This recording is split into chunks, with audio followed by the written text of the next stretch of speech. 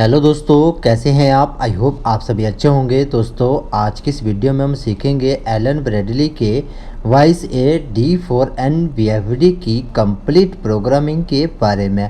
तो दोस्तों आप देख सकते हैं ये जो VFD है वो 1.5 किलोवाट यानी कि 2 HP की ये VFD है और 380 वोल्टेज से लेकर आप इसमें 480 वोल्टेज दे सकते हैं। ये जो VFD है वो 3 फेस की है। तो और उसके बाद आप देख सकते हैं दोस्तों इस VFD में आप 4 से लेकर 6 एम्पियर लोड जो है वो दे सकते हैं दोस्तों। तो चलिए इसके बाद इस VFD की अब हम कनेक्शन के बारे में जान लेते हैं कि ये इस VFD के जो कनेक्शन है वो किस प्रकार होंगे। तो आप देख सकते हैं इस VFD में मैंने कनेक्शन जो है वो कर रखे हुए हैं।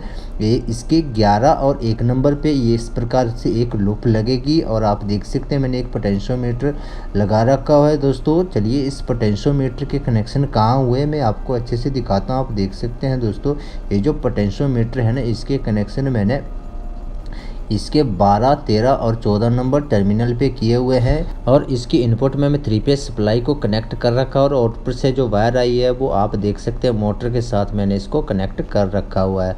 तो चलिए इस मोटर के बारे में भी हम जान लेते हैं, उसके बाद फिर हम इसकी प्रोग्रामिंग के बारे में जानेंगे। तो आप देख सकते हैं ये जो मोटर है 0.75 किलोवाट की ये मोटर है और 1.8 एम्पियर जो है इसका फुल लोड करंट है और 245 RPM की ये मोटर है। तो इस मोटर पे जो डिटेल दे रखी है ये सब हमें इस VFD में सेट करना पड़ेगी। तो चलिए प्रोग्रामिंग में जाने के लिए आपको इसकी ये जो सेट की है ना सेट की को प्रेस करना पड़ेगा। तो आप देख सकते हैं सेट की को प्रेस किया तो इसके D वाले ग्रुप में हम आगे हैं, हमें P वाले ग्रुप में जाना है प्रोग्रामिंग के लिए। तो आप की को प्रेस करके हम इसकी प्रोग्रामिंग वाले ग्रुप में जाएंगे। तो आप देख सकते हैं प्रोग्रामिंग वाले ग्रुप में आगे उसके बाद एंटर की को प्रेस करेंगे तो साइड में चलेंगे जाएंगे दोस्तों। तो आप देख सकते हैं 1 ब्लिंक करने लग गया है। P031 वाला जो पैरामीटर है ना ये इसकी वोल्टेज का है। तो आप देख सकते हैं 415 वोल्टेज इसमें सेट किया हुआ है। 3 फेस की VFD है तो इसमें आप 415 वोल्टेज 420 अप और डाउन की से कुछ इस प्रकार चेंज कर सकते हैं दोस्तों। आप अपने हिसाब से इसमें वोल्टेज जो है वो सेट कर सकते हैं। तो मैं इसमें 415 ही रहने दूंगा। तो आप देख सकते हैं मैंने इसमें 415 ही रहने दिया है। उसके बाद इसकी जो एंटर की है इसको प्रेस करके और उसके बाद फिर ESC की को प्रेस करके इसके नेक्स्ट पैरामीटर में जाएंगे। नेक्स्ट पैरामीटर जो है वो P032 ये जो पैरामीटर है ना ये इसके हर्ट्स का है, मोटर रेटेड फ्रिक्वेंसी का है। तो आप देख सकते हैं P032 वाले में आ गया। एंटर की को प्रेस किया तो इसमें 50 हर्ट्स जो है वो सिलेक्ट किया हुआ है।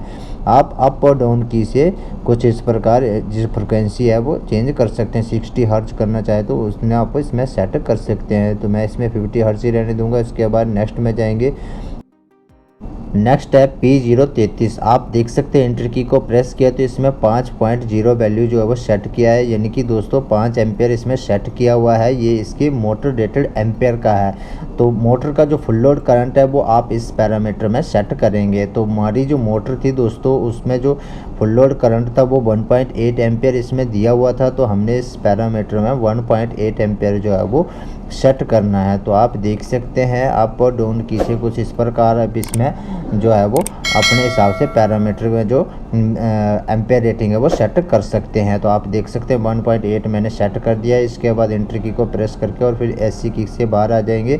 उसके बाद नेक्स्ट में जाएंगे P034। ये जो पैरामीटर है ना ये इसकी मिनिमम फ्रिक्वेंसी का आप देख सकते हैं इसमें 00 सेट किया हुआ है।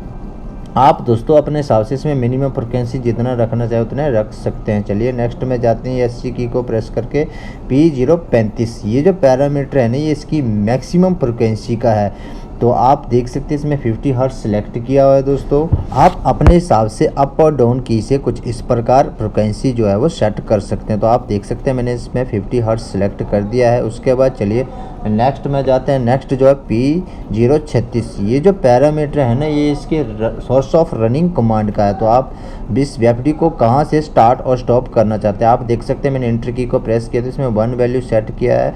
1 यानी कि दोस्तों ये जो कीपैड पे लगा यहाँ से नहीं हम एक्सटर्नल टर्मिनल से इस VFD को स्टार्ट और स्टॉप कर सकते हैं 3 वायर मोड में। तो दोस्तों इसमें एक्सटर्नल टर्मिनल से नहीं करना चाहे दोस्तों इसके बदले आप इस VFD के ऊपर ये जो स्टार्ट और स्टॉप किया है यहाँ से VFD को स्टार्ट और स्टॉप करना चाहते हैं तो दोस्तों इस पैरामीटर में आपको जीरो वैल्यू सेट करना पड़ेगी, तब जाके आप देख सकते हैं जीरो वैल्यू सेट किया, एंटर की को प्रेस किया तो जो स्टार्ट वाला कीपैड है दोस्तों, स्टार्ट वाला बटन है, इसके आगे इंडिकेटर ऑन हो गया है। तो चलिए इसके बाद आप देख सकते हैं जैसे मैंने स्टार्ट की को प्रेस किया तो मोटर हमारी घूमने लगी है। आप देख सकते हैं फिर से मैंने चालू किया तो मोटर जो है वो रनिंग हो गई है। तो कुछ इस प्रकार दोस्तों इस पैरामीटर में आप जीरो सेट करेंगे तो जीरो से क्या होगा कि आप इस वीएफडी के स्टार्ट और स्टॉप की जो है यहाँ से इस वीएफडी को चालू और बंद कर सकते हैं। अगर आपने दोस्तों इस वीएफडी इसको इस एक्सटर्नल टर्मिनल से स्टार्ट और स्टॉप करना है तो आपको इस पैरामीटर में 1 वैल्यू या फिर 2 वैल्यू सेट करना पड़ेगी। तो 1 वैल्यू जो है ना वो 3 वायर मोड की है, यानी कि आप इसमें फॉरवर्ड और रिवर्स कर सकते हैं। अगर आपने 2 वायर का ही करना है तो आप इस पैरामीटर में 2 वैल्यू सेट करेंगे। तो चलिए आप देख सकते हैं मैंने इसमें जो है दोस्तों वो 2 सेट कर दिया है। 2 सेट करने के बाद अब ये जो मेरी वीएफडी है वो एक्सटर्नल टर्मिनल से चलेगी। तो आप देख सकते हैं मैंने एक लूप लिया है दोस्तों। अब मैं इसके 11 और इसके जो 2 नंबर टर्मिनल है वहाँ पे लगाया तो आप देख सकते हैं मोटर जो है वो रनिंग हो गई है। जैसे हटाऊंगा तो आप देख सकते हैं मोटर जो है वो बंद हो गई है दोस्तों। तो कुछ इस प्रकार आप इसमें इस पैरामीटर में जो है वो 2 वैल्यू सेट करेंगे तो 2 वायर कंट्रोल सिस्टम हो जाएगा। अगर आपने 3 वायर करना तो आप इस पैरामीटर में 1 वैल्यू सेट करेंगे। 3 वायर से क्या होगा कि आप इस वीएफडी को फॉरवर्ड और रिवर्स दोनों डायरेक्शन में चला सकते हैं। तो मैं इसमें 0 करूंगा क्योंकि दोस्तों मुझे इस वीएफडी को कीपैड से ही स्टार्ट और स्टॉप करना है। तो आप देख सकते हैं मैंने इसको सेव कर दिया। सेव करने के बाद चलिए अब नेक्स्ट में जाते हैं। नेक्स्ट जो है P038 वाला ये जो पैरामीटर है ना सोर्स ऑफ फ्रिक्वेंसी कमांड का, आप फ्रिक्वेंसी को कहाँ से कम और ज़्यादा करना चाहते हैं। आप देख सकते हैं एंटर की को प्रेस किया दोस्तों तो इसमें 2 वैल्यू सेट किया है। 2 यानी कि हम इस वीएफडी की जो फ्रिक्वेंसी है वो एक्सटर्नल पोर्ट से ही कम और ज़्यादा कर सकते हैं। अगर आपने दोस्तों इस वीएफडी की जो फ्रिक्वेंसी है वो एक्सटर्नल पोर्ट की जगह दोस्तों ये जो वीएफडी के ऊपर पोटेंशियोमीटर दे रखा हुआ है उससे कम और ज़्यादा करनी है इस पोटेंशियोमीटर से, तो आपको इस पैरामीटर में दोस्तों 2 की जगह 0 वैल्यू सेट करना पड़ेगी। फिर इससे क्या होगा कि आपका एक्सटर्नल पोर्ट जो है वो काम नहीं करेगा। ये जो वीएफडी के ऊपर पोटेंशियोमीटर दे रखा हुआ है इसी से फ्रिक्वेंसी कम और ज़्यादा होगी। तो आप देख सकते हैं मैंने इसमें 0 सेट कर दिया है दोस्तों। अब इसके बाद मैं आपको दिखा देता हूँ। आप देख सकते हैं ESC की से बाहर आ गया और मैं जैसी इस फ्रिक्वेंसी को बढ़ाऊंगा इस पोटेंशियोमीटर से तो आप देख सकते हैं इसकी जो फ्रिक्वेंसी है वो बढ़ रही है और हमारी जो मोटर है वो चालू हो गई है। जैसे मैंने स्टार्ट की को प्रेस किया तो मोटर रनिंग हो गया। फ्रिक्वेंसी जो है वो इस पोटेंशियोमीटर से ही कम और ज़्यादा हो रही है। ये जो वीएफडी के ऊपर पोटेंशियोमीटर दे रखा है इसी से। तो दोस्तों इस प्रकार आप इस पैरामीटर में जो है वो 0 वैल्यू सेट करके वीएफडी के ऊपर जो पोटेंशियोमीटर है उसे यूज कर सकते हैं।